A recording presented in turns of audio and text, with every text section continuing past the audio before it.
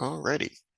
So, a few items with regards to LARP 101. This will largely be recorded for YouTube, but as folks join in or they want to ask any questions or anything of that sort, they're welcome to raise their hands or ask anything in chat if they so care.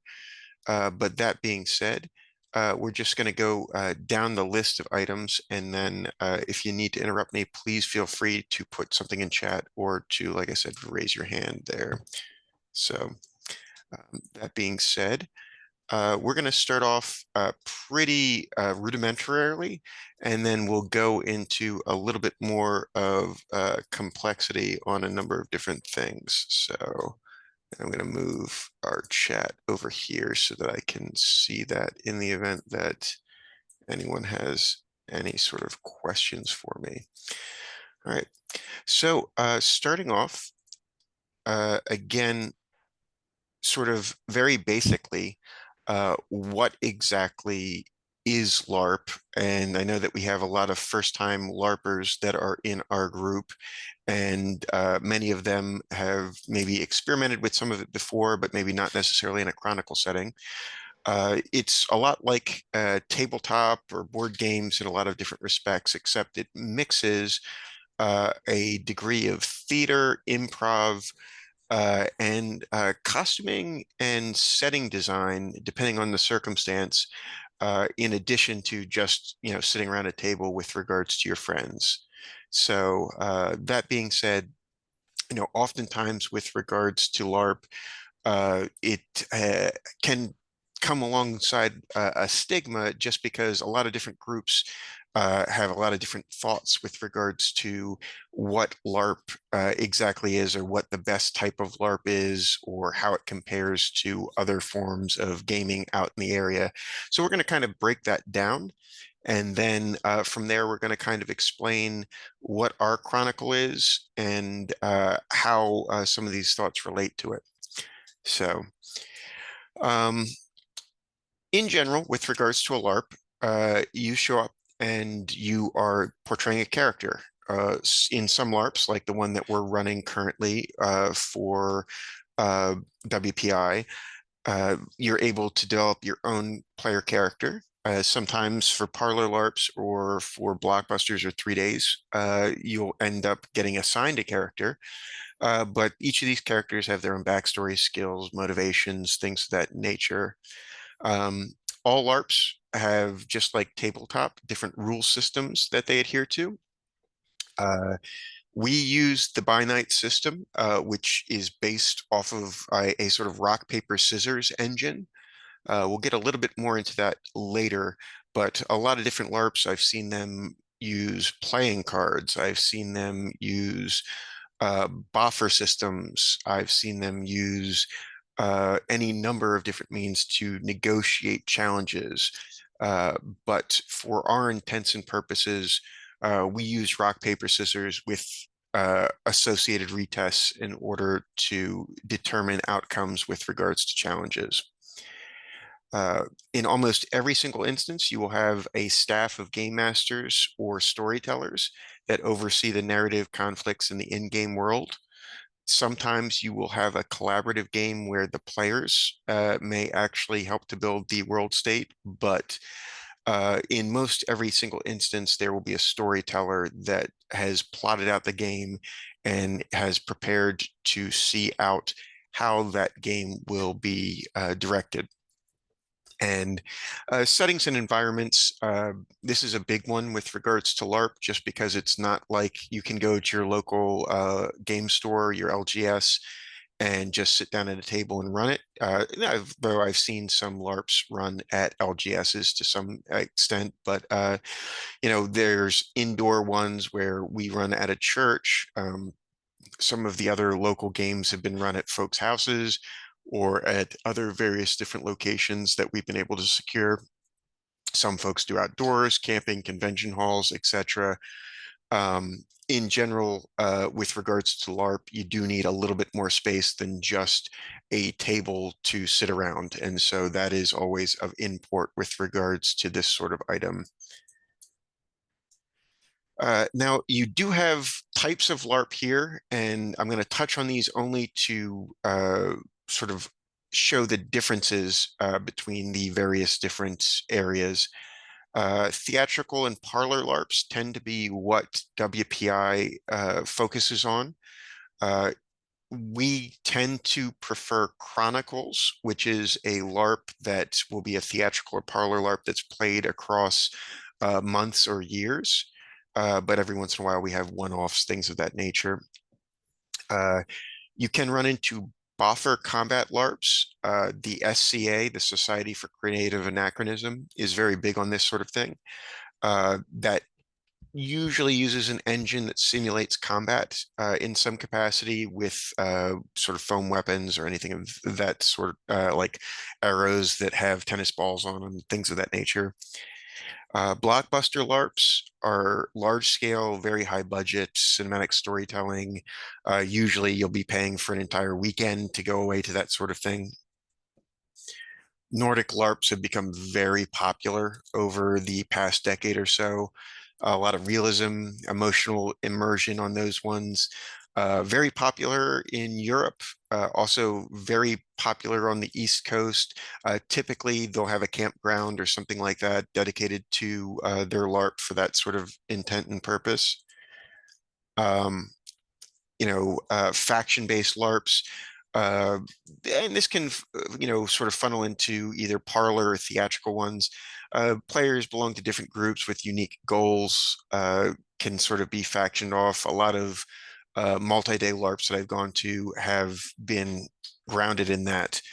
Um, and I wanted to note at the end of our types of LARP that whereas some of these LARPs do have contact involved with them, we are a no contact LARP. If you ever want to, touch anyone else, we always, as part of our safety contact rules, talk about unless consent has been given, you're not able to touch another player. That's not always the instance in every single LARP that you'll be involved with, but that being said, for the purposes of the Chronicle that we are running for the next few years, and with Winding Path Initiative, usually it will be a no contact LARP. And again, we ask the folks that come in as part of our safety talk to make sure that they adhere to that. Now, the basics of playing a character in these systems is interesting, just because, again, we've got a lot of newer folks that are coming in, and they may not necessarily be able to differentiate, especially coming into a system where, again, if you play tabletop of any role-playing system, you can get into character, but this is the first time that you may be going to a site and now you are the character, and folks will be approaching you. There will be conflict, and it will be you that is playing out the conflict. You can't talk about it in the third person, nor can you discuss it as if it's not happening to you, because it is in real time occurring. So role play versus acting, I've done some shows that have a little bit of improv with them and things of that sort. But with regards to LARPing, you're not adhering to a script as much as you may have written out what your character may want to say, and you have interest in getting across a certain ideal with regards to your character. Isn't always going to happen. At the first game of this Chronicle, I had a full speech written out for the Baron, but I was heckled to death with regards to the folks that were playing in that game. You have to be prepared that with regards to LARP, this isn't necessarily tabletop where everyone's just going to stand aside and give you your moment, although they should in some respects. But this is live, pal, and we've got to be able to think on our feet. So remember, there's no script here. You just have to be able to volley sometimes. And I know that can be difficult for some folks, because if you're able to take the time to present your thoughts, or if you're able to take your time to present how your character would like to be perceived, that's one thing. But when you're live with regards to LARPing, you don't always have the opportunity to do that. So you do need to keep that in mind with regards to this sort of situation. In addition, metagaming is always a concern, uh, and especially with regards to LARPing. I've learned the hard way over the years that with regards to trying to keep things in character and out of character, sometimes you want to share like, oh, like this person wouldn't necessarily know this idea, but I want them out of character to know how awesome that is. If you want it to remain awesome, you probably want to keep in character and out of character knowledge about the same and separate because whew, folks have a hard time differentiating that. And there can be a lot of what we refer to as bleed between someone out of character and in character. So our advice is always don't reveal secrets unless it is as part of, the scene or the moment, or they're supposed to be learning those through the story of the game. Um, some folks are good with regards to keeping this sort of stuff, but in my experience, I would say that 9 times out of 10, you want to keep in character and out of game information separate as best you can. And if some points in times that means that you're blind to some of the information, that's probably best. And keeping other folks blind to that information, uh, even if it's cool to tell them out of character, but they wouldn't know in character, again, probably for the best. Just a note there. But with regards to interactions like that, you generally speaking, you want that stuff to be in the game. You want the interactions to be the dialogues that you have, that speech that you wanted to give, that interaction that you're going to be seeing how that plays off of someone else's character and giving them that moment to react to it. The intrigue, combat, alliances, and betrayals. That's all what we do this game for, and that's all what we're here for. So, and this is partially why, with regards to the Discord server, we discourage a lot of in-character interactions on our personal Discord server. We'll allow folks to develop their others and such, but why do that scene online when you could do that in person and it would be really freaking cool? That's what we do this for. That's what we live through this, experience for. So again, just sort of some emphasis with regards to in character and out of character is that if you can do it in game, why not do it in game? Now, we talked a little bit about mechanics and rules combat systems. Uh, Boffer is again as far away as what we do as possible. We adhere to rock, paper, scissors, which is very common in World of Darkness LARPs, which the World of Darkness has existed for 20, nearly 30 years at this point, and usually the LARPs have utilized rock, paper, scissors. We'll talk a little bit about the details of World of Darkness in general, but it's very common even in the more fringe and games that don't use By Night Studios or Laws of the Night or other systems that are utilized for Vampire. Most all of them still utilize rock, paper, scissors in some degree, rather than utilizing dice, cards, or any other means of negotiating mechanics. Um, you'll run into some LARPs that have magics and abilities. Those are usually your blockbusters or your 3 days or things of that sort. Uh, and usually they'll allow those abilities to be used, a certain number of times per session or a certain number of times per night or over the course of the game or anything of that sort.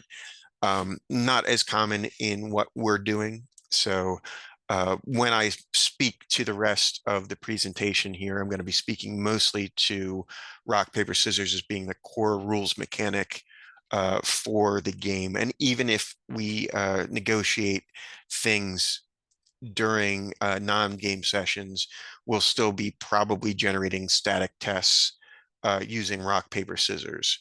And we'll get into static tests in a little bit here. In addition to the mechanics and rules combat systems, um, you want to adhere to the safety rules of whatever LARP that you are engaged in. We at WPI adhere to the OK check-in system, which you'll hear me ad nauseum refer to the OK check-in system at the beginning of every single session. Essentially speaking, if someone is overwhelmed, they will give you a thumbs down and we move on from that scene.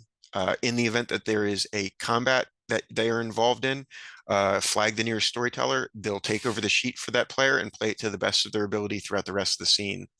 If you want to check in on someone, like say that it's a really heated scene, you're accusing them of murder or some sort of other form of intrigue, you might want to flash them a thumbs up. And more often than not, you'll see them flash a thumbs up as well. But it's always good to check in on your scene partners because, we deal with mature topics, murder, drugs, violence, etc. And you definitively want to make sure that folks are comfortable with regards to moving forward. We're here to have safe play over quote unquote winning the game. It's not about your character getting over on them. It's about we're looking to craft a safe and fun storyline, and that's more important than anything else to our collective. Um, Speaking of such things, again, consent-based role play is important in all of this, and mainly speaking to, again, just not going into topics that will upset or trigger folks. If there's something controversial, you likely want to check in with your storytellers before bringing it into game, particularly with regards to anything that could be triggering, such as themes like sexual assault or anything of that sort. We, of course, will not allow that at all in our chronicle. But again, anything that you think could be possibly touchy is best to, seek out a safety officer or your chapter owner or talk to the storytellers with before introducing anything of those sorts of themes into the game. Now, what to expect at your first LARP? I know that the last game was the first LARP for a few different people. So what we will do, the staff usually are arriving earlier on the day, and we're meeting with regards to what we want to run as far as a storyline for that evening. A number of members of the WPI board, Jackie Hayden is one person I will call out on all this, is going to be frantically setting up set and getting as many people to help her as possible. And I recommend if you have the opportunity to assist her, definitely do so. But the staff will be on site early. Oftentimes we can answer questions, but sometimes we will ask you to wait until later on the day, right before game or during game, to address us, just because we'll be a little bit bogged down in trying to make sure we're prepared for what's going to be happening for that evening. There will be the arrival, there will be check-in, you'll be signing in, making sure that you give site fee to the chapter owner and such. And we try to put out documents with regards to what's going on in the city. Folks need to reference what the NPCs are, things of that nature. That'll be laid out in addition to all of that. And when you arrive, uh, you know, there will be a countdown to when game on will be. And at the beginning of game on, we'll usually have about a 10 to 15-minute talk about what's been going on in the city, what chapter announcements we have, what safety announcements we have, what site announcements we have, and then we'll give a general countdown into that evening and what's sort of leading into that. So there will be a definitive point in time where everyone will be able to say, all right, game on, and then we're in character. And that's generally when the game immersion begins. When you're in character, it's best to familiarize yourself with regards to various different signals that can denote different things in character. For example, a number of games, if you're out of character, will hold up a hand to their head, or they will hold up like an X symbol in front of them. And that is to denote that they're asking an out of character question, or they are out of character for the purposes of whatever that scene is. We try to discourage that for just general use, because you don't want to interfere with folks' immersion throughout the game. In addition, in the event that they have their arms crossed or one arm crossed across their chest, that would mean that they typically are invisible or they're using some sort of stealth ability of some nature. Um, if they have like an L in front of their chin or something of that effect, they're speaking a different language. In your LARP book, regardless of which type of LARP it is, generally speaking, there will be a list of hand signals to utilize. And I would encourage you to become familiarized with those, largely because that will help you to not interfere with various different scenes and also enable folks to be able to, at a glance, know what's going on with you in that particular scene in the event that it is not just you standing there talking to someone.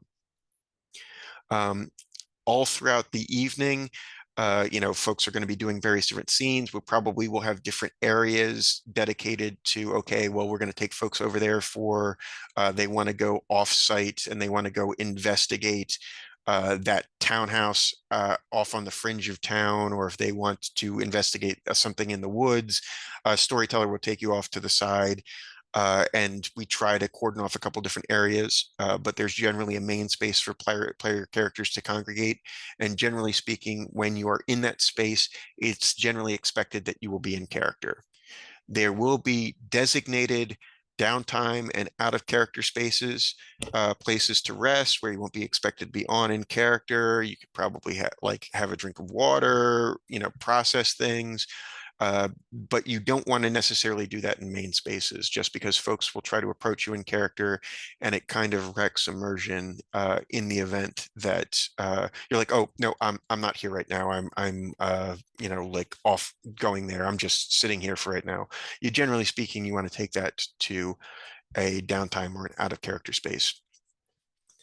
Lastly, at the end of session, we'll have a debrief where the storytellers will address the entirety of the game.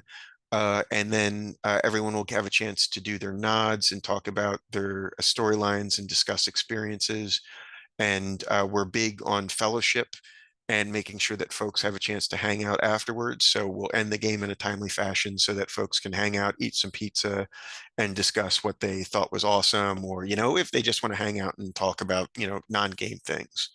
So that's what you can generally expect about the process of the LARP that we're in. Now, a few items of etiquette with regards to arrival, through end of session is, again, respect your other players. Uh, in character conflict does not necessarily mean out of character conflict.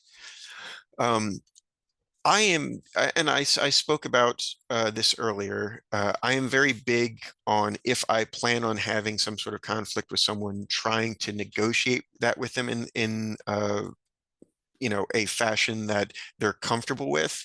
Now, not everyone adheres to this sort of thought process. But that being said, you do need to keep in mind that you don't want to allow in-character conflict that you're having to bleed into issues that you are having out of character. And so sometimes that does mean you may want to give someone a heads up.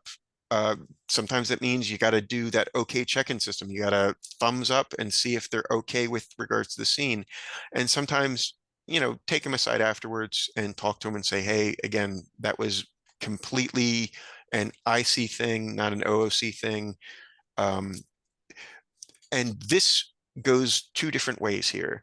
Also, if you're the one being enacted on, if you have a problem with that, please bring any issues that you have with someone with an in-character action that they took to the staff, to the chapter owner.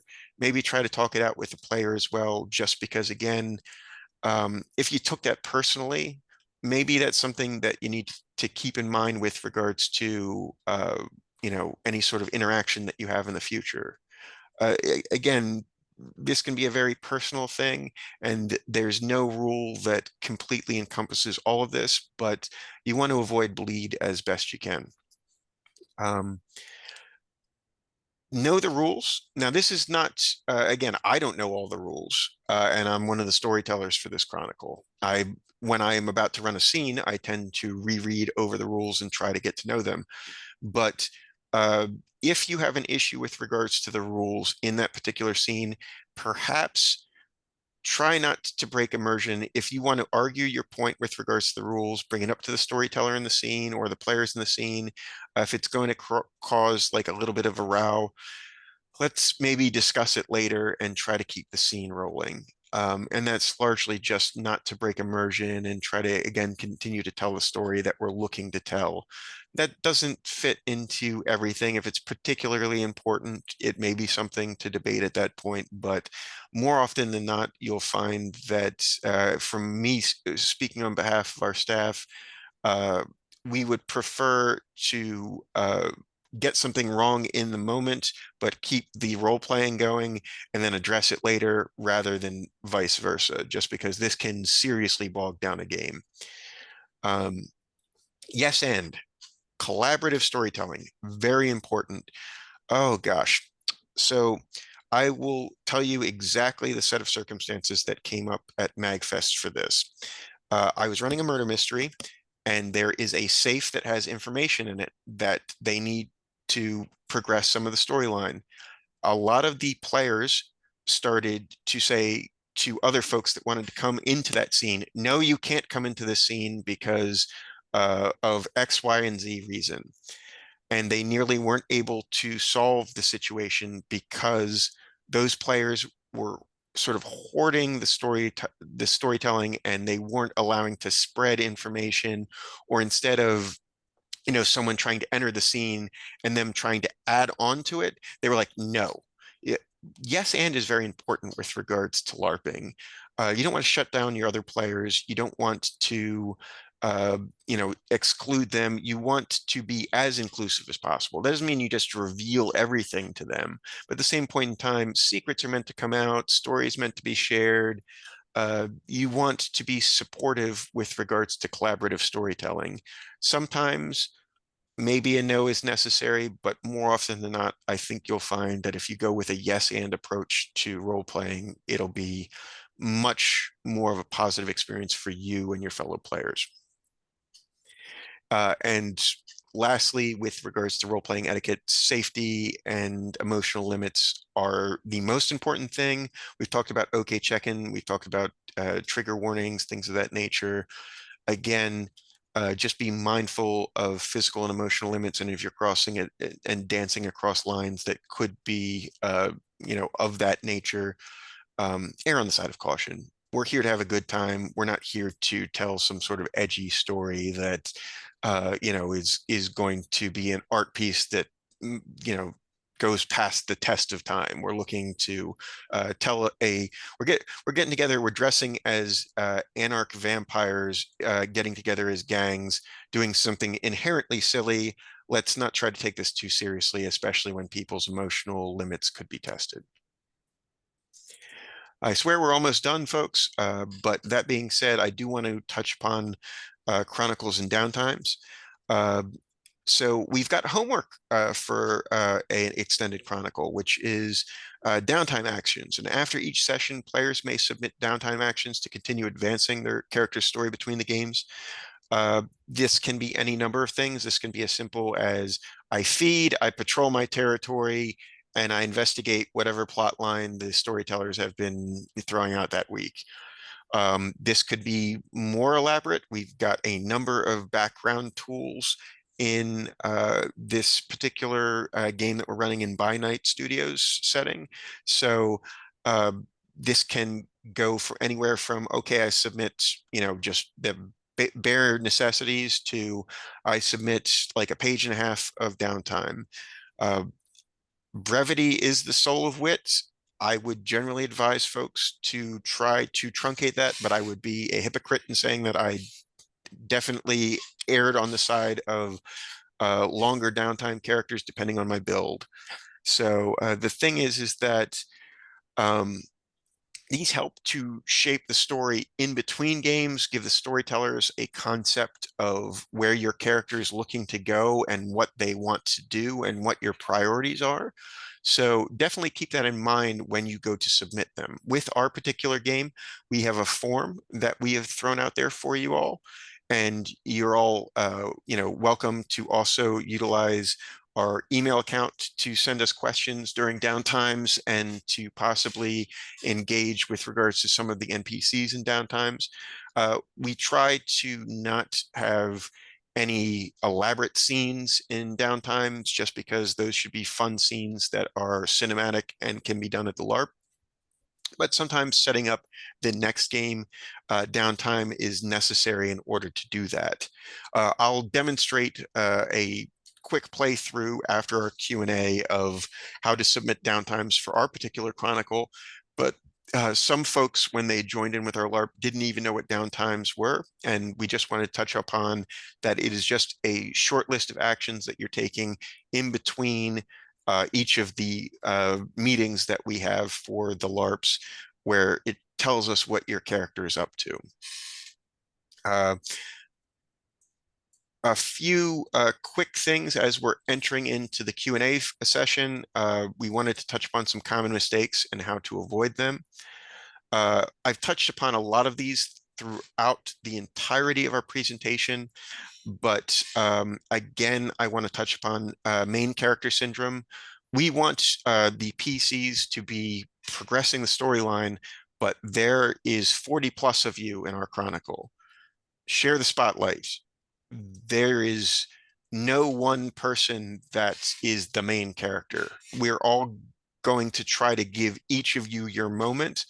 And in the event that you have the opportunity to cede the floor or share the floor or pass off some plot to another PC, that's super cool stuff. And that's going to create the memorable storyline where folks will remember what your character did rather than, oh, I did a lot of super cool stuff in the background and I hoarded plot and I kept these other players not engaged into it, and but I was able to do the super cool thing and I did it all by myself. That's like overall, that's not going to be the way that folks aren't going to remember that fondly. Um, we talked about metagaming. Make sure to keep player knowledge separate from character knowledge. And in the event that you're bad with that, just if someone says, hey, can I tell you something? Just be like, I prefer not to know. Like, let me find out in character. Falls in under breaking immersion as well. Stay in character when possible, particularly in the in-character spaces. We want to be able to, gosh, I went to a game, want to say 2 or 3 years ago, and it was a one-room game, so it was difficult, to keep things separate. But I remember I would constantly walk over to groups of people in character, and they would say, "Oh, we're not here right now." And I was like, well, fuck, like, oh gosh, pardon me. But in general, what am I supposed to do? Okay, there's no one here I can interact with, and we're all in the same space. That's just not conducive to holding a immersive game. And lastly, we'll reiterate that we do not ignore safety calls with this game. Always respect safety mechanics, and in the event that someone is not, flag down Jeremy as he is our chief safety officer. Jeremy, is there any points that you would like to add on to that before I go to Q&A?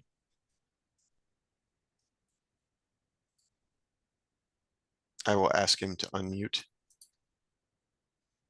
or he's fallen asleep. He's getting older nowadays.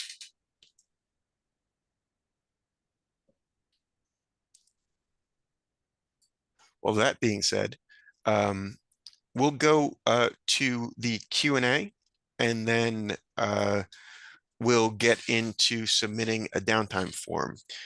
Is there any questions that folks had with regards to LARP 101, or we've got a few of the S tiers that are in the chat right now, and we're happy to answer questions, either if you want to unmute yourself, put it in chat, or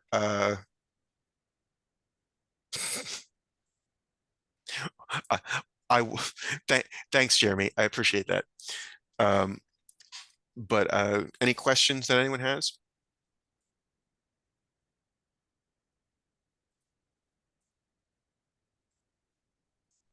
I'm seeing some claps in chat. Thank you.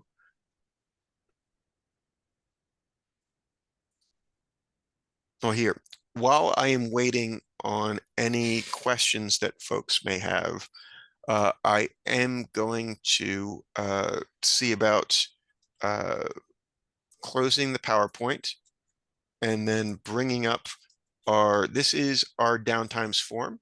If you can't see it, let me know, although you should be able to based off the screen share. I am going to share as my character from the Nosferatu LARP.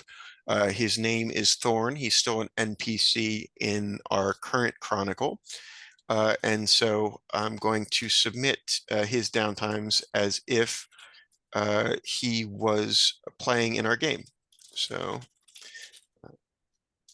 Thorn. The first thing that I am going to do is submit a feed action for him, as Thorn doesn't have herd, and so he's going to feed in Fishtown. He does not hold that as his territory, so because he's a Nosferatu, hide from the folks that patrol there. So he's going to attempt to evade notice of the folks that are particularly involved with regards to that territory.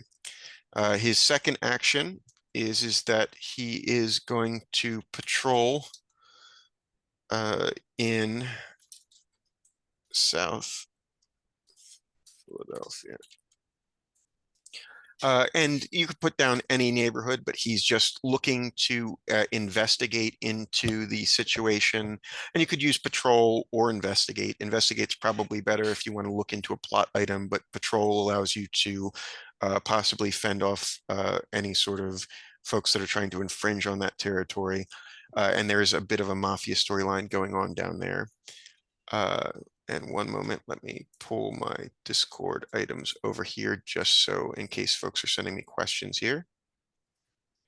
Then the next item that I'm going to put down there is that he is going to contact the Independent Alliance as he has information that they may find useful to utilize. He is looking to possibly negotiate a boon, a minor boon for the knowledge. So, and again, that could be possibly something put in miscellaneous, but again, those are generally his three actions. He has science astronomy because he is a bit of a seer and he utilizes the stars for various different signs and such. So he's going to use science astronomy.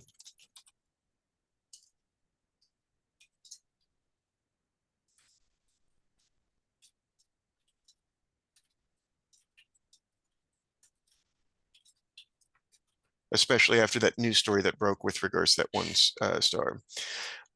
He has a pet rat. His pet rat is going to try to shadow the architect as she runs errands. He's got homeless allies, so his allies, homeless, are going to monitor the electric factory towards Callahill so that he knows if anything unusual is going on. Contacts can give you information with regards to the plot. He contacts his friend in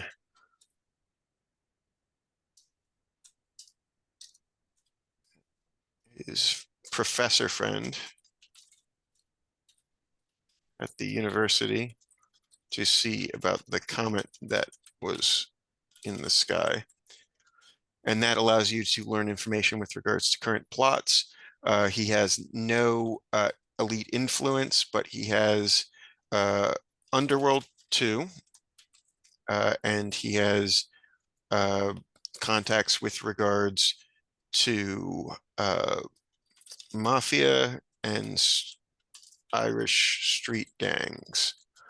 And his level 1 use of Underworld is going to be safe passage so that he can travel through those gang territories and he will not be infringed upon. And his level 2 is going to be ear to the ground, which tells him if anything happens in the areas of influence that he knows about in Underworld, then you know, he gets a bit of feedback from the storytelling staff.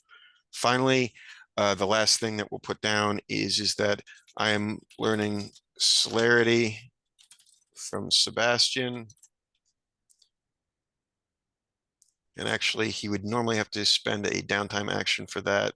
So we'll say, I'm not learning it yet, but next month we'll spend the actions and he'll spend the willpower. And again, that's just a point where you can let the storytelling staff know what's going on with regards to your character, any questions that you might have. But then you can go ahead and hit submit. I'm going to hit the bicycle items here and then verify, and that's forwarded to the ST staff. So again, it can be a little bit more complex than that. It can be less complex, but that's pretty much the DTA form in a nutshell. I've gone on for about 45 minutes here. So is there any other questions or any other points that folks wanted to make?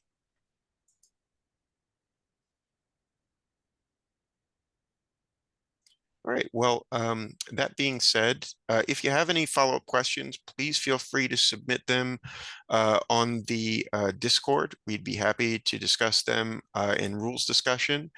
But that being said, I will get this posted to our socials and I'll make sure that it's pushed out so that if folks couldn't see it today, they'll be able to take a look-see at it. So thank you all for coming out, and I'll see you all hopefully soon. Thank you, sir. I'll talk to you all later.